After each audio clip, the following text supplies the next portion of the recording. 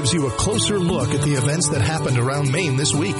Good morning. Thanks for joining us. I'm your host, Cindy Campbell. Today we're going to talk with two people who are working to better the lives of others through nonprofits they founded. First, Ann and Ken Sweeney operate Hope for Homeless, which needs our help to get many of these folks in the Bangor area off the streets. I chatted with Ann about the organization and how we can donate to their November fundraiser. What is Hope for Homeless? Hope for Homeless is a small grassroots nonprofit. We're a 501c group that helps the shelters, the case managers, and other outreach workers for our homeless population in Bangor, Maine. We provide food, clothing, anything in between. You've provided tents before, correct? We do tents. We've tightened it up tremendously because, sadly, there are a few people that really don't need a tent. They actually have a place. But the majority of our people are homeless. But our mission with Hope for Homeless is to get people out of tents, off the streets, and into a shelter with a case manager and get them on their way to getting their, most of them come without IDs, so getting their IDs back, right. Then getting them employment, but more importantly, getting their own apartment or boarding room so they once again are independent. That's awesome. Now, all of this started with a simple act of paying it forward, am I right? Correct. Ken, 5 years ago this Christmas, was told that probably he would not make it through chemotherapy. The surgery was a success, but chemo was not doing, it was probably killing the cancer, but it was killing him also, and they told me to be prepared. So we had to find something worse than a death sentence that we were given. Right. And we had just read about on Facebook about this little shelter downtown, Bangor area homeless shelter. We reached out to the staff in Boyd and found out there's 45. So we made 45 little bags with Dunkin' Donut cards and socks and that sort of stuff. Well, Ken did beat the odds, and we were just so grateful. We started to get out more, and we found out that there was more than 45 homeless people in Bangor, that there's the Hope House, that there's the Shaw House, which is a teenager homeless shelter. And, of course, now with the pandemic, we have the Ramada Inn. Right. And these are all running at full occupancy. But more than that, we now have about 140 to 150 outside homeless people in Bangor. Wow. So we're filling those cracks with the case managers. But it takes funds to do that. I mean, when you're helping 45, you can do that out of your kitchen and living room, store stuff under the bed or behind the couch. But when we're in essence running from 350 to 400 plus in the summer of homeless people and supplies, we had four, we call them villagers, our people are villagers, 4 different people that are renting us climate-controlled 10 by 20 storage units, which right now I'm talking to you and they're up there trying to figure out because we just got a carload of outdoor wear donated to us last night. So we're trying to find places to put it because what comes in does go out, but you have to find room for it. So we're always looking for donations because this person, Cindy, could be you, it could be me, it could be our dad. We had a little girl yesterday. Her grandfather was homeless, and her grandmother, her great-grandfather, her mother, grandmother, and her were out shopping, and she took her bauble money yesterday and bought us 6 boxes of cereal for the teen shelter and for Hope House. Wow. You know, and then we're doing a big fundraiser right now on Facebook to raise money for the outdoor people and the warming centers. The warming centers are a crucial lifeline to our outdoor people in the winter because, sadly, you don't hear it in the news, Cindy. People die of hypothermia in the tents, but that's not noteworthy because they're a homeless person, but they could be your dad, your grandparents. But then we had this little boy that sold his candy last week, raised $200 to put on our Facebook fundraiser to help him because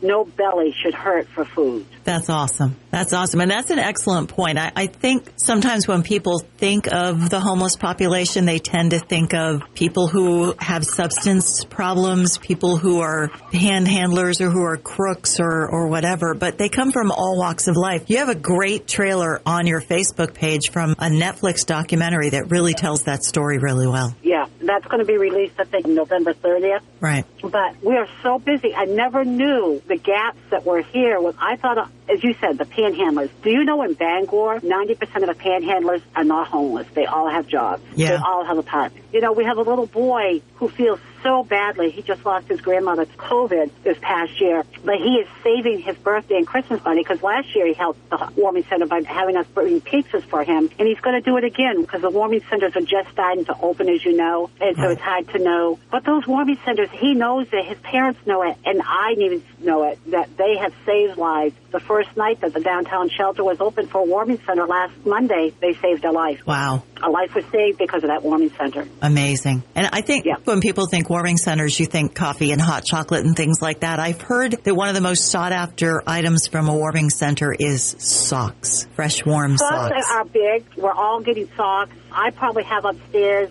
maybe 3,000 or 4,000 with another 5,000 to 10,000 coming in the middle of the winter. What is we don't get is a lot of the heavy, thick socks. Okay. I am dealing with a gentleman now. He's gotten a brand new pair of boots, but why he needed the boots is last year he was homeless and he lost many toes. If he does not have a boot that supports him right, because sometimes you'll give him, here, this is the best I can do, roll a pair of socks up and it'll fit better. Right.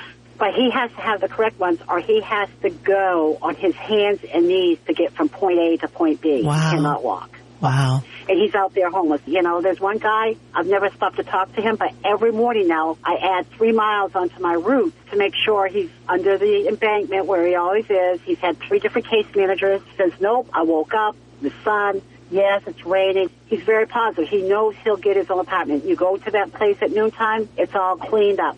You never knew he was there. He just sleeps there. He feels safe there. Wow. And these people are human beings, Cindy. Yeah. And that's the thing is that, yeah, there are bad ones, but I worked for the corporate world for years. I managed crackheads and alcoholics that wore a tie and high heels, you know? I mean, it's everywhere. You know, they're not all druggies and they're not all alcoholics. Right. Right. It can happen to anyone. I'm lucky. I'm retired per se. I've retired early because Ken asked me, he said, life is short. You can donate a few hours to the Homeless League, which we laugh now. But, you know, someone that doesn't have, say, a retirement plan or anything of that nature, I mean, what happens if your office closes? Right. What do you have 6 months of rent saved up? Yeah. And as one woman said on a documentary, I think you probably read it, she says, I had to choose. Do I feed my children or do I pay the rent? Right. You know, what do you do? Exactly. You feed your kids. You can't not feed your kids. So how do you find out what these folks need? Like before I started to take this call, I was already talking to 3 case managers, getting their, I call it, orders ready for next week. They all have my cell phone. They all know where we're located. The homeless we do not deal with directly because most of us that work here are bleeding heart. I mean, Billy Bob could come up and tell me a story why he lost his coat. And then he could come up next week and tell me why he lost his coat. Right. He might be selling. He might not need to be homeless. But this way, if we have them go through a shelter or through a case manager to get their clothing and backpacks and whatever, we know that, 1, they're really homeless, and 2, that they're getting the support that they need. Yeah. Because we need to get them off the street. I would think that also encourages them to communicate with these social service agencies that can get them some help, and hopefully that will get them on the path to finding their own place. You know, we have a couple that, you know, there's always a what do you call, a sour grape. A lot of homeless people do private message us. If they can message us on Facebook, just like the person that's donating messages on Facebook. They'll say, hey, I need a tent, it's pouring out, or hey, I need clothing, or, you know, hey, my girlfriend has epilepsy and there's no food at the shelter. We'll get a case manager out to them. Right. You know, we're not going to go out there. The police ask us not to. Our spouses and the shelters tell us not to. And one case manager, he's so sweet. He says, I don't want you to go to XYZ camp. If I see you down there, that's it. And that's what I like to say to the public. Yeah. Do not go to an encampment. 1, you don't truly know what you need. You probably saw on the news this week that they were cleaning up a homeless encampment behind Hope House. Right. There is stuff there that should never be there. There's gas grills. There is mattresses, pillows. No, this is not a camping trip. Right. We want them to have what they carry in a backpack, a little tent, a sleeping bag, some necessities, and let's get them into a shelter bed. Yeah. Let's get them on the right path of getting out of homeless. Well, the number we have out there right now, I'm worried. This is why we're doing this huge fundraiser right now for the warming centers to get coffee creamers, extra thick socks, more backpacks, you know, stuff that... But we don't want people not just losing their toes. We don't want people losing their lives. These people matter. They matter to somebody. Right. And such a dangerous time to be outside overnight in Maine. I think of it every night when it's sub-zero temperatures and I'm sitting in my warm house. I can't imagine these folks who are out on the street. Yeah, it's Cindy, like today when you come home from work, you'll probably be wet. We're supposed to get, 3/4 of an inch of rain today. Something like that, yeah. You're going to be wet when you walk in the house. You're going to be wet. You'll pat your dog on the head and you'll throw your wet stuff in the hamper and you go grab something warm and maybe you take a shower. You and the shelter people can't do that. Yeah. They will come in, but the clothes they're wearing have to dry on them until they can be allowed to go to bed because you can't have everybody going in and out of shelter rooms. But the people outside, they're not going to have a chance to dry out. And then when the rain stops tonight and it drops back into the mid-30s, they're sleeping there. We hope that they've rolled up their sleeping bag during the storm in a garbage bag. We're handing those out every day. Yeah. But, then you have some people that just say, oh, I'll be fine. I just worry about them, Yeah, I worry about the grandparents that have been sent out to a homeless shelter. And it's happening, Cindy.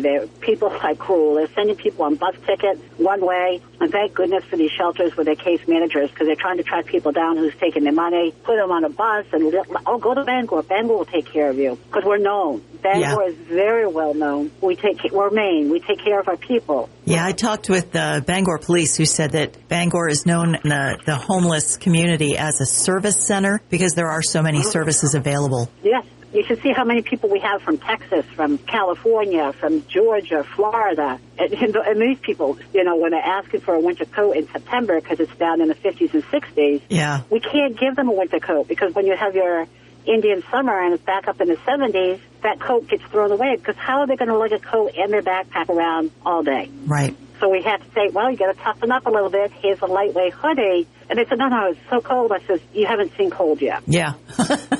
This is not cold. It boggles my mind, people from warm states who would come to Maine. Yeah. And be homeless, This is the rainbow. They're told that this is the pot of gold at the end of the rainbow. Wow. When Ken and I go on vacation, which it seems to be really rare, but we always make an extra day on vacation to go to shelters. We've been to San Diego shelters. We've been to Texas shelters. We've been to Florida shelters. And they don't have support systems like this. Like in Texas, you're in a decent shelter. Some of the bigger cities, they call it a decent shelter. You're there for 2 to 3 weeks. If you haven't found a place by then, you must leave and go to this huge shelter where nobody cares about anybody. You're allowed 2 months there. Then you are on the street. Yeah. So if someone comes up and says, hey, we know your family's here, we know everything's here, but we have a ticket for you to go to Maine. Do you want to be on the streets, or do you want to go to Maine? Wow. Happens. San Diego says the same thing. If we can get them a one-way ticket somewhere, they're out of here. Once they're in a town in Maine, once you're in a town in Maine, I think it's 24 hours. If you do not, that homeless person becomes a Bangorian. Yeah. If they're in Bangor, they are now a Bangorian. Right. So it's, and we care, but it's really hard. Yeah. It's, other people don't care, and I guess that's what gets me frustrated some days. I feel like I'm beating my head. That didn't someone care about Billy? Didn't someone care about Aunt Ethel? Why were they put on a bus, or why were they dropped off at the Penobscot County line? Yeah. Do you have grandchildren? Yes, but they don't have anything to do with me. So you mentioned you have a fundraiser going on. How do people donate? Just go right to Facebook. Okay. It's running for the month of November. And this is one thing I want to tell your listeners, Cindy. Not one dime goes to expenses. Not one dime. Right. If someone gives us a $50 gift card for gas,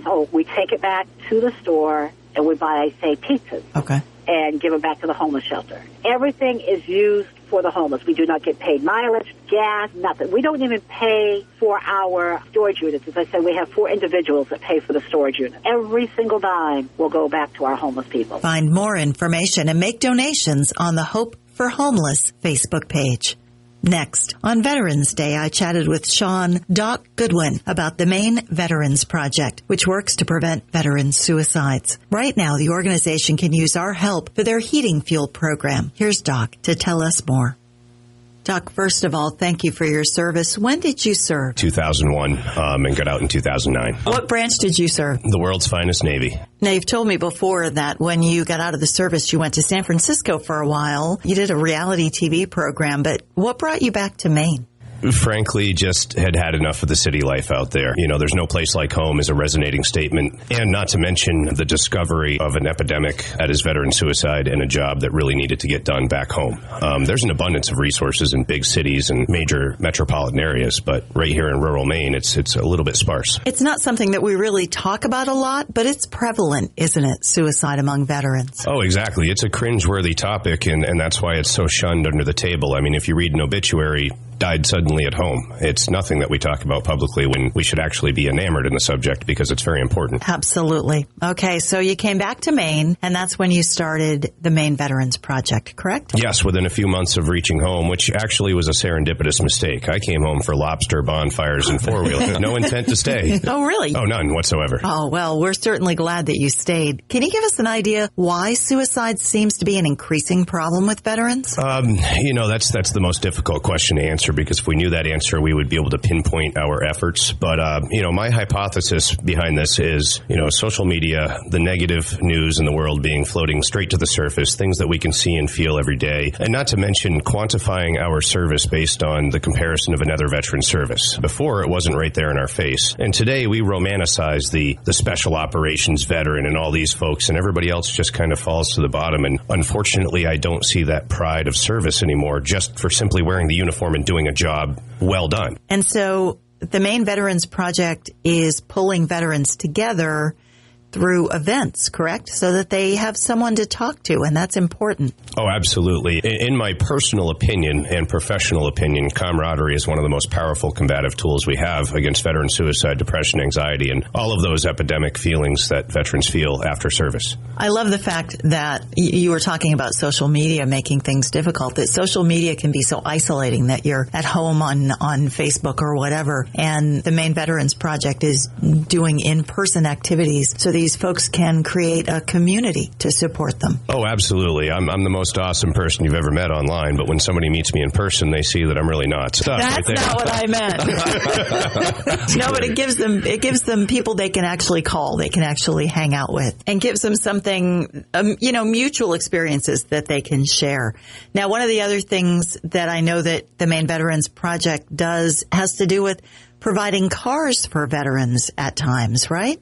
Yeah, the vehicle donation side of the house is now everything we do as an effort is geared towards suicide prevention. Now, as of late, we realized that only focusing on suicide prevention was a mistake, because why do we wait until people get to the edge of the cliff? So that's why we do a lot of in-person events to try and reignite that camaraderie, give people contacts. And of course, things such as vehicle donation and home improvement, what that is designed to do is to remove and alleviate that major stressor in a person's life so they can focus those energies on themselves, healing, going out into town, having the freedom that a car provides, and so on and so forth. And you have a heating fuel program, correct, that helps veterans who maybe are having a tough time heating their homes. Heating Fuel program is actually one of our biggest programs, especially since a major Maine nonprofit has left the state this year. Heating Fuel is at an all-time high for price, and frankly, that program is going to be a struggle this year, but we're definitely pushing forward. So how do we help? I hate to just make this a money thing, but donations 100% for the Heating Fuel. We'll definitely always take volunteer support if people want to reach out to the page, and just frankly,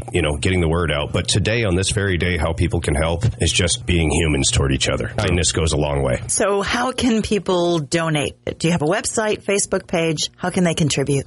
Both. Our website was actually donated by Sutherland Weston. It's beautiful. It's MaineVeteransProject.org. And on Facebook, we are Maine Veterans Project. All of those points of contact come right to the same place. I'll more than likely see it and reach right back out as soon as we can. Find more information at MaineVeteransProject.org and on the Maine Veterans Project Facebook page. I'm Cindy Campbell. Enjoy the rest of your weekend and stay healthy. Join us again next weekend for Maine Concerns with your Town Square Media News team.